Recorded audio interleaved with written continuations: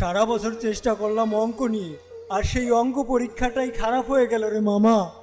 আমি তো এমসিকিউ টাইটে গেছি। দূর, আর পরীক্ষায় দিব না। ভাবতেছি বাবা মাকেই কি জবাব দিব। সারা বছর পড়াশোনাই করো না, আর এখন চোখে কান্নার বন্যা।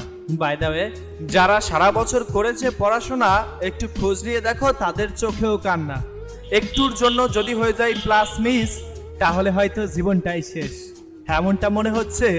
কিন্তু না, ইওর থিঙ্কিং ইজ রং। রিয়েলিটিতে আসো ব্রো।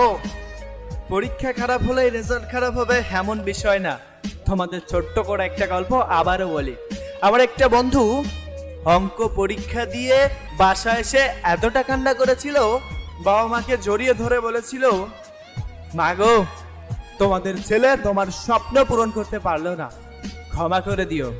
তখন থেকেই সেই বন্ধুকে আমরা আমাদের কাছে রাখি, আর পরবর্তী পরীক্ষাগুলো দেওয়ার জন্য মোটিভেট করি। আলহামদুলিল্লাহ, অনলি 33 মার্ক পেয়ে পাশ করে গিয়েছে। এমনও তো হতে পারে তোমার জীবনেও এমন একটা অধ্যায়ে পরিণত হতে পারে। তাই ওই পরীক্ষার জন্য যদি পরবর্তী পরীক্ষা তুমি খারাপ করে ফেলো, তাহলে দেখবে তোমার রেজাল্ট ভালো আসবে না। তুমি তো পাশ করে যাবে, কিন্তু সবাই চায় একটা ভালো রেজাল্ট। এজন্য ওই পরীক্ষা নিয়ে মন খারাপ না করে তুমি পরের পরীক্ষাগুলো শেষ করো, দেখবে তুমি ভালো একটা রেজাল্ট করতে পারবে। অথবা এইখান থেকেই শিক্ষা নিয়ে জীবনে ভালো কিছু হবে। এটা ম্যাটার করে না তুমি কত মার্কস পেলে, এটা ম্যাটার করে না তুমি কত ভালো রেজাল্ট করলে। বাট এই যে পরীক্ষাটা খারাপ হওয়ার জন্য পরবর্তী পরীক্ষা যদি তুমি খারাপ দাও, তাহলে সবগুলাতেই যদি তোমার ফেল আসে, সবগুলাতেই যদি তোমার খারাপ রেজাল্ট হয়, তাহলে বলবে কি করলো সারা বছর। কেউ এটা বলবে না একটা পরীক্ষা খারাপ হওয়ার জন্য তুমি পরবর্তী পরীক্ষাগুলো মন দিয়ে দাওনি। কেউ একজন সারা বছর পড়াশোনা করেছে, পরীক্ষার আগে অসুস্থ হয়ে কিছু লিখতে পারেনি, ভালো রেজাল্ট করতে পারেনি।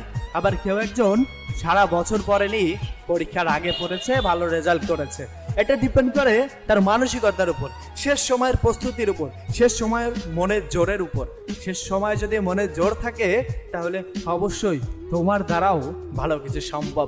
বাট এই একটা পরীক্ষার জন্য যদি তুমি ডিমোটিভেট হয়ে যাও, আর যদি মনে করো পরবর্তী পরীক্ষা তোমার দেওয়ার ইচ্ছা নেই, তাহলে বন্ধু তোমার জীবনে কোনো স্বপ্ন নেই, নেই আশা।